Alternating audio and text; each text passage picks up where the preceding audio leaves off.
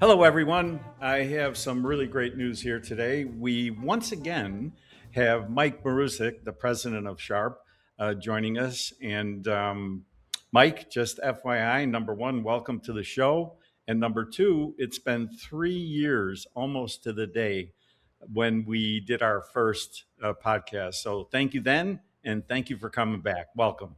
Wow, you've been doing this for a while. That makes me feel a little old, though. I got to admit, 3 years have flown by pretty quick. I was going to say you had more hair, but you didn't. Yeah, people don't remember I had a full head of hair before I got this job.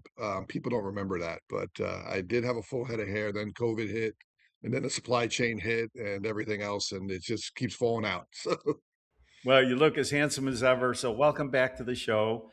And I have a couple of quick questions for you. And I want to come at you a little bit hard because last week I happened to be visiting the CDA group outside of Pittsburgh. Wonderful event. They did a great job. And there were a lot of great presentations. And then there was a fireside chat with Dan Doyle Jr.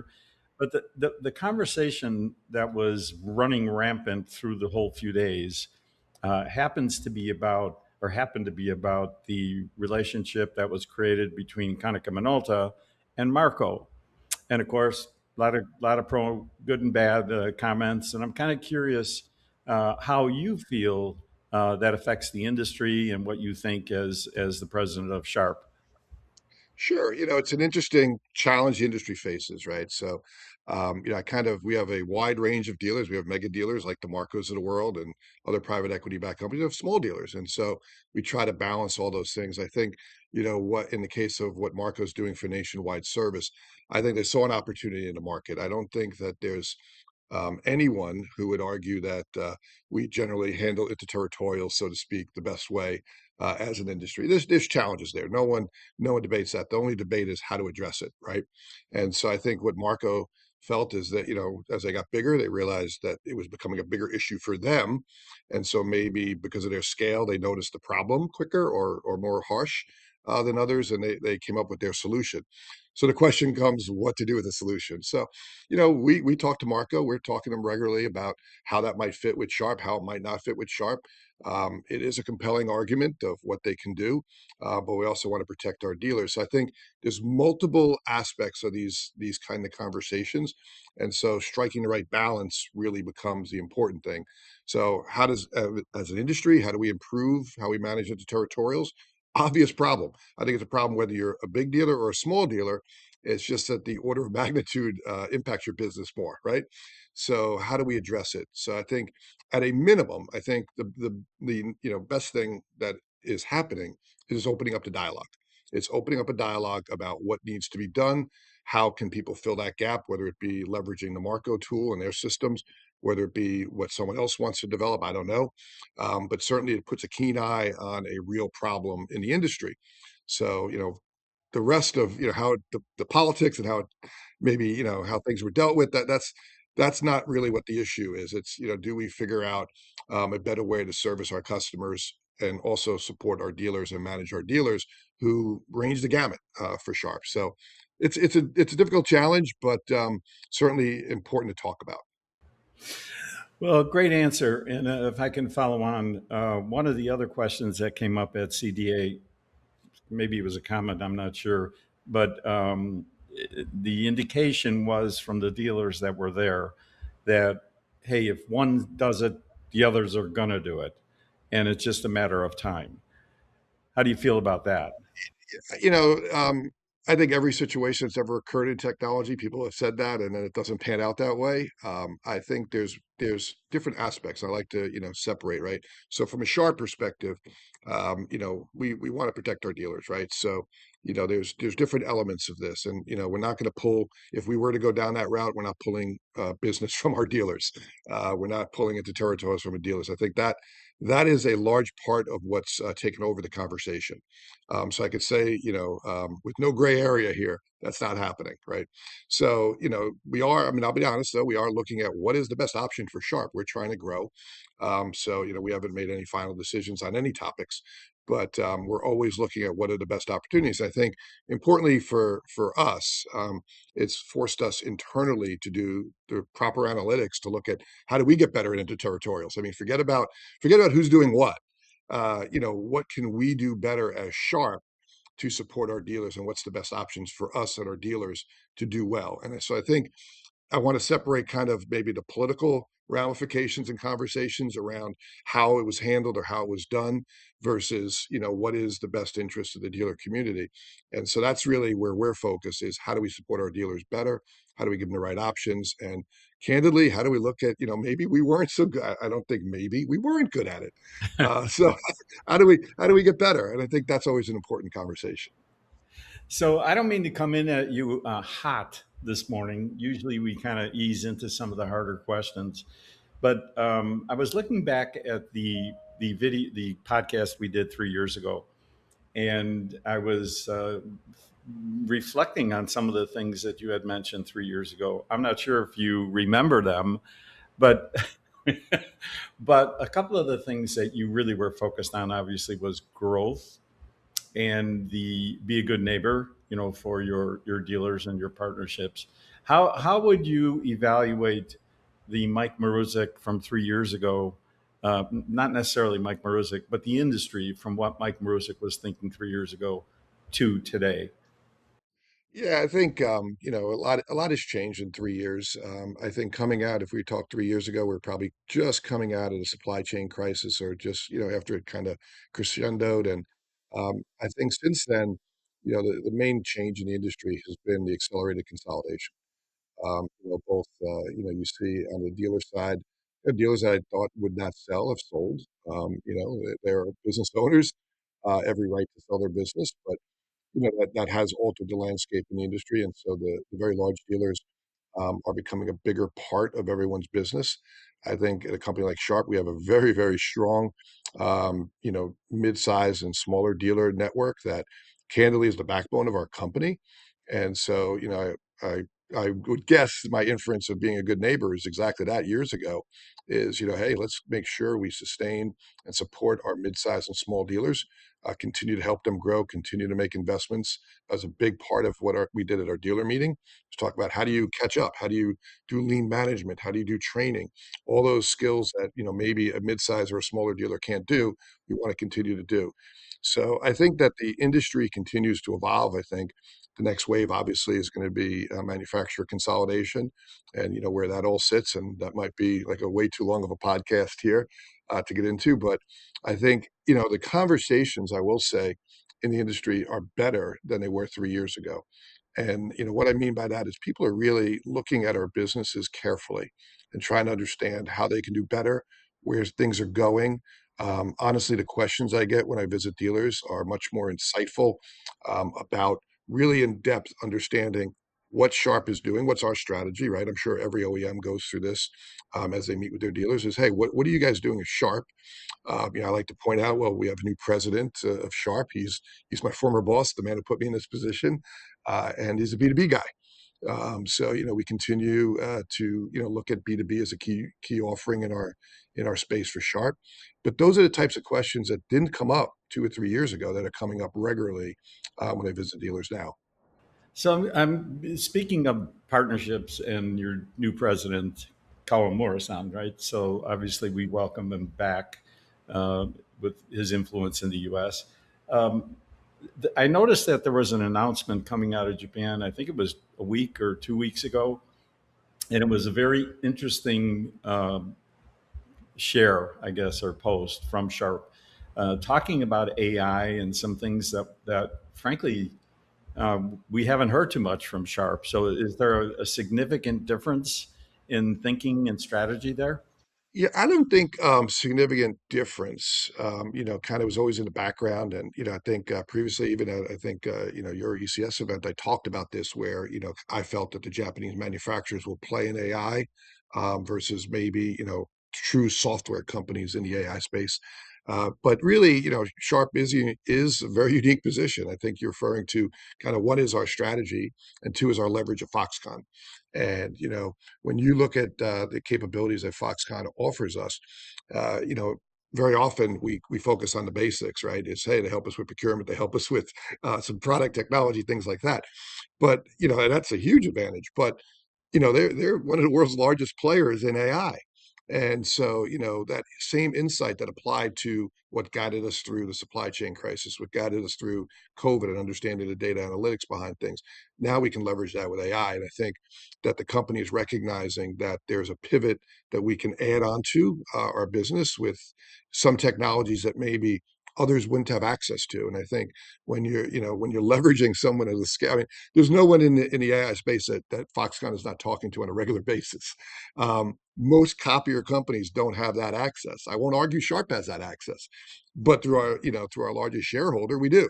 And so I think that is something that the company's saying, hey, we should be really driving this. And I think that's what Mr. Moore is driving is let's leverage this unique advantage we have. We really understand what is going to happen versus, a traditional copier company. So You know, it's again, having just been at CDA, some things are top of mind, and the questions um, were, like you said, they were pretty insightful. So one of the guys had asked me, and frankly, I offer my opinions very carefully because I don't want to offer opinions. I like to demonstrate some level of consistent facts.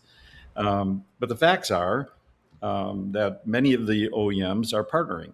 So you have Toshiba and Ricoh and Konica and Fuji. And one of the questions that came up from one of the guys was, so what's Sharp doing? And my response was, well, it could very well be that Sharp doesn't need to do anything given their parent company is Foxconn. And so could you elaborate a little bit more on that? What is how does that help versus the world? yeah, I think it's clearly that Foxconn advantage is something that through COVID and through the supply chain crisis that our competitors noticed, and the scale that we have and the capabilities that we have through that relationship really can't you can't compete with it. And so you saw in the early press releases, and anyone can go back and read the press releases of when these partnerships were formed. They talk about supply chain. They talk about exactly what would combat, the scale that we actually have. So, built into our DNA is that capability. Now, obviously, as you develop new products and the expenses, everybody at all times is looking at what's the best options, what's the best partnerships, how do things work, and I don't. I look at the history of the industry and say, the partnership route has ended in 100%. Um, there's always been an end game. It's 100% acquisition. There's no deviation from that. I mean, I know it gets very sensitive to say that, but then I say, well, just name the one that isn't, and that's then people back off. So, I think that that will be an interesting thing to play out. There's always going to be um, the OEMs OEMing to each other. In the sense of, hey, I need this SKU, I need that SKU. I have a gap in my lineup here, I have a gap in our lineup there. We do it. Everyone does it.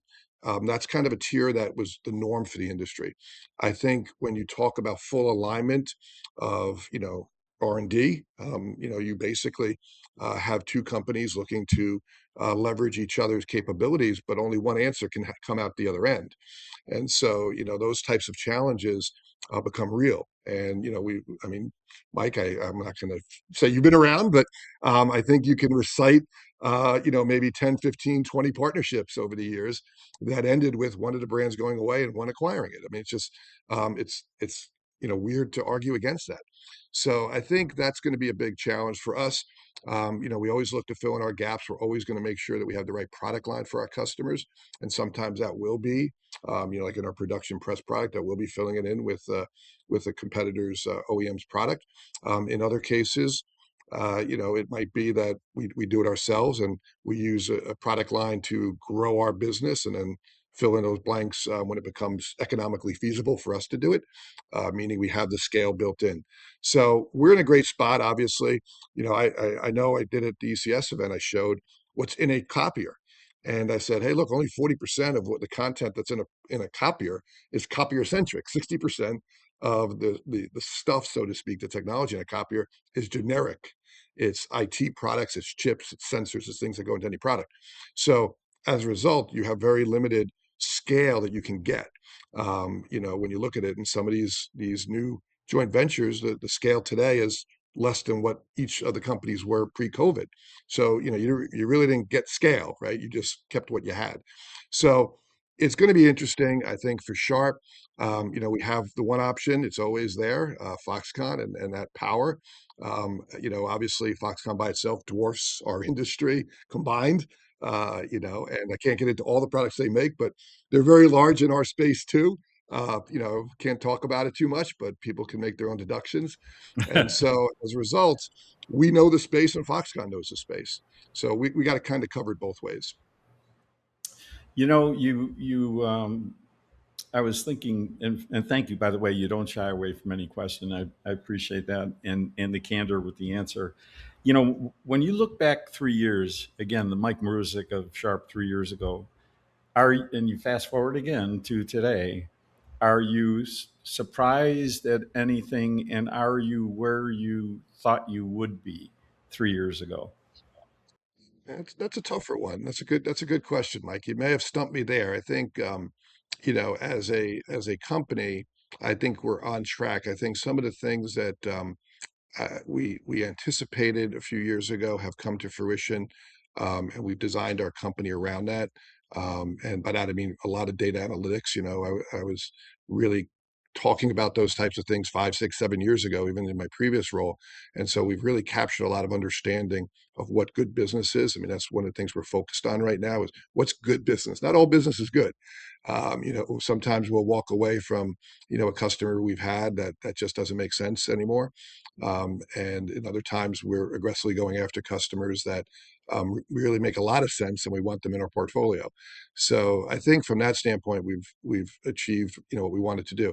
I think what's really changed in the market is the kind of decline in the print business. I think that the combination of the interest rates, tariffs, and price points have slowed kind of the close rate. I mean, we right now we're sitting, it's mid-July, and we at the end of this month we will have quoted more bids. Our pipeline will be bigger than it was in all of 2025. So that's an awesome thing, right? That is, absolutely amazing. So that means a lot of people that weren't considering Sharp before are liking our story. They're coming to us. These are dealers who never quoted Sharp in the past, or seeing things they like about us and quoting us. The negative of that is candidly, some of the price points are lower. Than we used to have to give special quotations before. We're not seeing the close time is now going out to like 3, almost 4 months from when we bid a product from when it closes. And so those are all analytics. I'm sharing these. I guess I shouldn't, but I'm sure every OEM has this data, and I'm sure the dealers are seeing it, but maybe not the same volume, right? Because it's 20 deals or it's 15 deals that are stretched out. You're not noticing the pattern when it's hundreds and hundreds of deals that are stretched out. We're really seeing that pattern. So that's been a challenge. I think the one thing that's definitely worked is diversification. Our display business. I'm wearing our Sharp summer shirt here with all our products on it. I know it's not visible on the camera, but the ability to sell the displays. I mean, currently our display business, just under 15% of all our display business now runs through copier dealers. We have over 10 non-Sharp dealers in the copier space who are now regularly selling product. That's not even in that 14% we consider that display business. So we're beginning to see more and more people diversify. Almost 50%, that's an amazing number, of our laptop business is now selling through the copier channel, Sharp and non-Sharp dealers. So they're Wow. seeing those opportunities. So these are huge things that we're seeing a lot of growth. And I think that balance of our portfolio allows us to have a little bit more flexibility. So those are the goods. I would say the difficult economic environment was something we really didn't foresee. But fortunately, we kind of were set up to take advantage of it and do well. Well, that's interesting. 50% of the copier dealers, that seems to Fifty be a percent, I should good. say, 50% of our laptop business is now through copier dealers. But so they see the value of, they know the line, they know the product. We're at all the shows, and so they know they're going to get a higher level of service and support in going after new businesses and say they're going to get from the top 3 or 4 brands who say, hey, we don't need your 10 unit deal. We don't need your 100 unit deal. We don't need even your 1,000 unit deal. We don't have time to walk you through how to win a deal in the laptop space. Whereas on our side, we do. We have that time. We will work with dealers. We understand the industry, and we've trained our people to understand all of the industries. So I think that allows us a little different growth opportunity for not only sharp deals, but what is absolutely amazing to me is the number of non-sharp dealers I now talk to about our display and our laptop business. So that's another great development for us. Yeah, that must be a pleasant surprise. Are you is there any part of your strategy that focuses on MSPs along the lines of the computers and all of that? Yeah, our branch business has a very strong IT business, and we're always looking to add to that. To be honest, so if you're out there, just give me a call. But we look at the business. We do it through partnerships, and ours is through ConnectWise, and they provide our back end and support us, and they do a tremendous job. So we really focus on supporting the customer. But I mentioned before about good business, bad business. One of the things we do is we look at IT customers who can buy our other technology. If it's strictly an IT sale, I'd love to get it, but is I like that well-rounded business where I have multiple, we call them pillars, but hey, we sell IT, we sell laptops, we sell displays, and we sell print. We want to get a customer in the IT space who's going to go 2 or 3 of the other categories. And I think that locks in the business. I will say our profit when we have IT and print is a lot better with the customer than when we only have print. So that's really how we view the IT business for us. It's how do we use it to leverage all of our other technologies and build out the business. One of the things that I was pleasantly surprised at the CDA meeting, the younger people. So I, and forgive me, CDA, but for years and years, guys my age were running these companies, and I would say 50% of that audience, they're second or third generation, either employees or hires, replacing the current or then current president. Are you seeing the same thing in the Sharp community?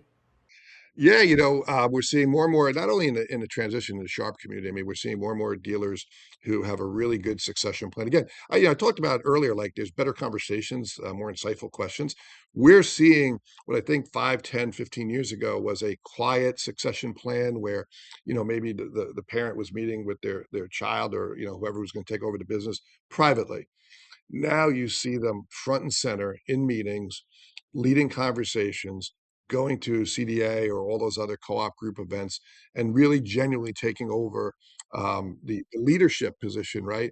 Now, the founder is typically there, but they're kind of just saying, hey, we're nudging the borders here. You got it, go get it. The other thing we're seeing is in Sharp. I mean, the young people that we have are absolutely tremendous. Like I've been blown away. We made an effort, to really look at getting some talented people to bring them into the industry. And I'll give a funny anecdote. Just a couple months ago, I had my leadership team in, and we solved all the world's problems. We sat in a conference room and we figured it all out. And I want you to know that a bunch of I'm not allowed to say ages, but let's just say my age around people, we solved the world's problems. And I said, well, that was too simple. So I asked Dino to bring in some of his product managers who were, say, of a different generation. And candidly, eating humble pie when they were done laughing at us, they actually gave us the real information. And I loved it that they had the confidence. I mean, that's what I loved. They had the confidence to say, they didn't say you're wrong. They just said, well, maybe you should think about this. I don't want to get into all of it, but it was pretty funny. And that's when you really the bell goes off like, hey, we've got to accelerate this, not only because it's the right thing to do to grow the business, but because they have knowledge that we just don't get. And I hate saying that because I used to feel like I was on top of things. But they look at AI as I'm not sure why you're asking me the question. They're like, why? Like it just is. Like, Mike, you don't ask me, did I use oxygen today? Why are you asking me about AI? And Yeah. so I think we need to start leveraging that in our industry more and more. Well, I couldn't agree with you more. The whole AI thing has not only effectively helped production and whatever growth and technology, but it certainly has surfaced. Just like you said, this is like breathing to these kids. So, all right. So let's take a little bit of a deviation from the kind of serious conversation. But a couple of weeks ago, I had the opportunity to do something for the first time. And that was to, and at my age, doing something for the first time is, as you know, it's a bit of a reach. But we had Tony Yoshimura-san from your company, who I believe is your strategic planning guy. Yeah, he's our VP running planning for the group. So yeah, he runs all of our we call it business planning managers. So he runs not only kind of he's my right hand, but he runs all the guys who communicate with Japan. I say he's the leader. He's the foreman of my two shift team. The people who work all day with us and seem to work all day at night, so I can go home. They Yeah, do a great job. double two shifts. Yeah. Well, I wanted to share with you, and it was in Japanese. So Hiro-san did the whole interview in Japanese, and of course there will be closed caption for all of us who are not so smart. Um, and I did get a chance to take a look at the rough, and he is an incredible guy. I mean, he had told us I only want to do this 20 minutes, and 35, 40 minutes into it, and he would have kept going. But the thing I wanted to share with you is we sometimes make mistakes with the obvious. One of the mistakes I make is the Japanese people or the Chinese people, whatever company you're dealing with, Taiwan, um, they're brilliant, and they're typically in the back. It's not very often that you get a Jeff Ashita-san, who's going to get out there and do more speaking. But I wanted to compliment you because number one, he taught us a lot, and number two, he's a great representative for Sharp and for the Japanese community. And the other thing I would say is that he did make a few jokes about you and me, so we'll leave that for closed Yeah, caption. and leave that on the edit floor. Yeah, Tony's a great guy, and it's funny you mentioned the humor because I didn't know. I obviously have, he mentioned it to me, and I said I wouldn't understand Japanese myself, but he has a tremendous sense of humor.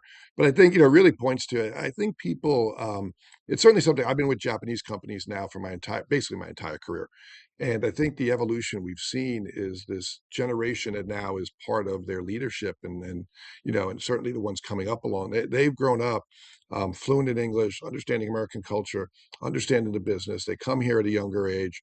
They understand everything about it. I mean, Tony's been here almost 20 years, I think, pretty close to 20 years.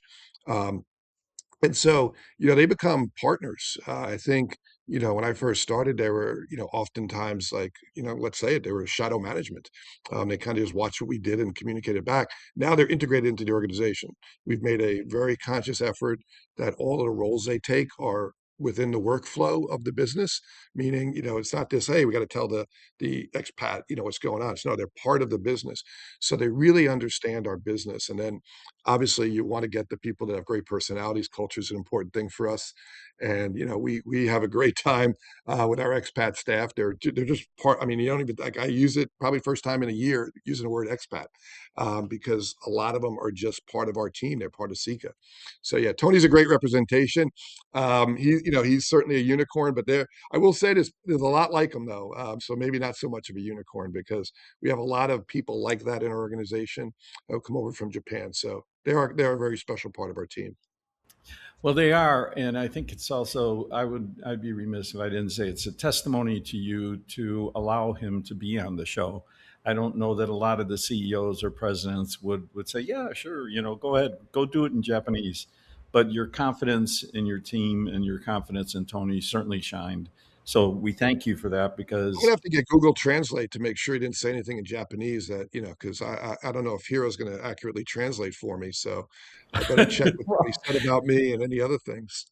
well, you'll be happy to know that the guys, the producers, and everybody used AI, and of course, AI 80% effective, and then there's the 20% only Hero could do. So you're gonna enjoy this, and for the audience, you all are gonna enjoy it. So moving a little bit more personal, when you look back on your career, and you've had a wonderful career, I think the only two companies that I'm aware of that you were involved with was Panasonic and Sharp at length, right? Yeah, I did 2 years at Arthur Anderson, the accounting firm, which I used to joke was a great thing until Enron, but they were still a great firm. And then I joined Panasonic from there. So yeah, it's been. I mean, the meaningful part of my career has been in the Japanese, electronics companies. So when you think back on it, and that's an interesting menu, Arthur Anderson and Japanese companies. What is the biggest learning experience? I know it's hard to say it that way. What are the biggest learning experiences you would like to share with the younger people, coming into the business now? It's funny. More and more I get asked, as I talk to people, on our team, and we do a lot of new hire training and get the opportunity to share, our experiences. And I give one that's a little bit of a tangent, but the first one really is I've learned more from my mistakes. There's been a couple different programs. I ran marketing for a number of years, and you sit, you design this thing on a spreadsheet, and you have all these creative ideas, and candidly, it flops, right? And you go, well, your first inclination is, sales guys don't understand the greatness of my mind. But then you do some introspection, you realize you misunderstood what people are really looking for. And so, over time, I've learned more from the mistakes. And, there's one I cite all the time when, Sharp and Global kind of separated. We ran a program. I'm not going to get into everything, but, I misunderstood what the dealers really were able to do. And so we were targeting A, and they crushed it in B. And so, it was like, wow, I mean, the program kind of didn't work, but it really worked. And so it forced me really to understand that, who am I working for? Why am I doing this, and who the real client, so to speak. It wasn't Sharp, it was the dealer. I was a dealer who was understanding it. The second, and this is a little obtuse, but I will say it if you have young people out there. I had a boss early on in my career who, strongly taught me about savings. And make a long story short, without getting into all that, he said, look, save 10% of your salary and just keep building on that. He goes, because you're very opinionated and you're going to get fired. And he goes, and when you get fired, you're going to go home and you're going to be nervous. And you want to be able to say you can always get a job at 10% of your less pay. And so, you'll always be safe. Your life will be safe. So you can go and do your job the correct way because you're not always worried about the paycheck. And, there's been so many times in my career where I've made decisions that, maybe put my job at risk, but I felt were the right things. And I always had in the back of my mind, like, well, I'm financially secure and I wouldn't live with myself if I didn't make this decision because I know it's right. It might not be politically correct, but I know it's right. And so, always having that safety net, for lack of a better word, allowed me to have a lot more flexibility in my career. There was a point in time that to advance in my career, I had to take over sales. I did that for a number of years in display. And I remember our chairman at the time, Kozo Takahashi, he said, Mike, we really like you, but if you fail, we have to fire you. Are you okay taking on this responsibility? And I said, well, if I fail, you kind of got to fire me. I didn't do the job. Like I was just like, of course. And, but those are things that people don't think about financial security. And so, having that little bit of safety cushion allows a lot more freedom to do what you think is right. And ultimately, if you fail doing what's right, you can kind of live with that. So I know it's a little bit of a strange piece of a career advice, but that is the one piece I always give. No, actually, those are two really important points. And for all you young people out there, you may not know how just important it is. So listen to what Mike is saying. And it's, when you think about your most of your, I think, career has been on the inside, if I can say it that way. So operations, marketing, that kind of thing. Is there a tendency when you're doing that to get a little cynical about the things that are coming at you from the sales group or the dealer? Yes and no. I think, there's always with whether you're a salesperson, you're a headquarter marketing person, there's always going to be some opinions that maybe weren't well thought out. So I do have a tendency to point those things out. But I always found, when you get a genuine salesperson, really wants to do the right thing, the information they give is tremendous. You do have a natural, as I mentioned before, there's a natural cynicism from a headquarter person to view things from our perspective and not from the customers. That's why, Yeah. I make an Yeah. attempt to go out and visit dealers as much as I can. There's pretty much not a sharp dealer that I don't know the story. That's the first question I always ask. How did you start your company? And I always feel that that gives me, not, I mean, I'm not going to start my own company at this point in my life, but it certainly gives me a feeling that I owe it to them to figure this stuff out. And because the story is never, well, I was sitting on a ton of money and I had nothing to do with my life, so I decided just to dump it into copiers. They struggled, they scraped, they borrowed, they made no money for years, right? And so so that same person a year later who's telling me maybe we need to be doing something better or I'm not doing something right, man, they have a lot of credibility with me because I know that they're not just flippantly saying stuff. They're in it. They're in it deep. And so that kind of conversation. I actually was with a dealer I don't know as well yesterday. We were together for a while, and I said, hey, how'd you start? And he gave me the story, and it was, I was like, wow, I didn't know that. It's quite the story. Very successful dealer, and I just said to myself, here's one more instance of somebody saying I had a really good life as a salesperson, making good money, and I risked it all. And so when that person or type of person comes to you and says, "Hey, maybe you're not thinking of this correctly," you listen, and so that is counterweight of the natural tendency to kind of be biased to your own opinion, from a headquarters side. Great perspective, great insight, and that's literally a great question to ask any dealer as you're trying to grow a relationship. So, or any partner. The I know we're running out of time here, and it's been a great conversation as always, Mike. Two quick things as we round the corner here. Is there a sharp message that you would like to convey for the rest of this fiscal year? We one of the things we talked internally, and I'll share it publicly because I think it works for everybody. At our kickoff meeting, I talked about the difference between responsibility and accountability. And, responsibility is completing a task, doing what you're told, checking the box. Accountability is making sure that what you do is part of the larger story and solves the problem and goes beyond. And so I think as you talk to, as I have the opportunity to talk to sharp dealers, I really want to know where we're not accountable. Where are we not filling in all the loose edges that maybe, we're checking the boxes, things are completed, but we missed the essence of what we were trying to do. And so, that's something certainly I want feedback from our dealers. I do a monthly newsletter. I kind of share what's going on. I want their, a lot of them give me great feedback. But the other thing is just the stability of Sharp. And, I get this a lot. I go to visit dealers and, invariably it gets to the conversation about, the industry and what's happening and things like that. And our stability is just something they love. The rep, the regional manager, the vice president, the head of this, we're all the same people for state. We're not seeing that turnover. Our turnover is exceptionally low. We just won, best places to work again and top places to work again in New Jersey. And I said, I love that because, we're all based here and we're the only Japanese, I should say, in fairness, brother is another recipient.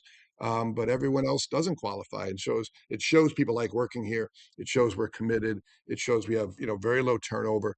And I think at a time when you have craziness in the marketplace, it's really nice to be able to look across, the table at someone you've known for 10, 20, 30 years and understand the whole gamut of your story and then have the conversation. And I think that stability is important to all of us here at Sharp and hopefully the dealers feel the same way. Oh, I'm sure they do, and frankly, Sharp does a phenomenal job. You've been such a great advocate for the Patriot Pact, for the Executive Connection Summit, for the cancer programs that you deal with, and frankly, I think you have the best veteran program, in the industry. So kudos to Chris and you. So as we leave, the question I'm going to ask: Has your favorite Frank Sinatra song changed? You gotta, Mike, I gotta broaden your horizons. You gotta move beyond Frank. But no, there's always, I think, as a New Yorker, and it's ironic because I'll say this Jersey Shore, but a lot of bars close with New York, New York, and so it's kind of like it's either that or Summer Wind, and so you have these great memories as a kid with, because New York, you got that leg kick thing going on, and Yeah, it brings the yeah. whole crowd together, and Summer Wind obviously fits. So as you reach this nostalgic period of your your life, there's always that fond memories, and now I go back and I think about it, and I said, well, that was a long time ago for me, and at that time, the song that we were all singing to was already 30 or 40 years old. So it just shows the longevity of the Sinatra classics, but probably those two, New York, and Summer Wind, always to me. I just smile when I hear them because they just bring back tremendous memories. Well, look, Summer Wind is a great, well-timed. We could measure our life on Sinatra songs, and that's a good one, right? And if you chose anything other than New York, you're not a Yankee fan. I know you Yeah, can't yeah. be. Well, I mean, obviously there was a period, I think, when they did the Liza Minnelli version when we lost. And I think they stopped doing that, but it was always Sinatra, New York, if you want, and Liza. And I think someone said, "Well, why are you picking on Liza? What did she do to you?" So, Yeah, the New York is, and I was fortunate to have season tickets where I went home a lot of nights listening to New yeah, York during the late '90s, and that was great. But yeah, that's a classic New York song. Any New Yorker has to take that one in. yep. And it brings back tremendous memories. So, thank you, Mike. Always a pleasure to visit with you. You're a class act, most respected presidents and frankly, leaders in the industry. It's an honor to have you here. And to everyone in the audience, what you see with Mike is what you get. And you can't say that with a lot of people, about a lot of people. So, if you're looking at Sharp as a potential partner, call Mike. Just call Mike. Good idea. All right, you got it. So, Michael, thank you. We appreciate it, and we'll talk with you soon. Great. Thank you, Mike. Appreciate being on.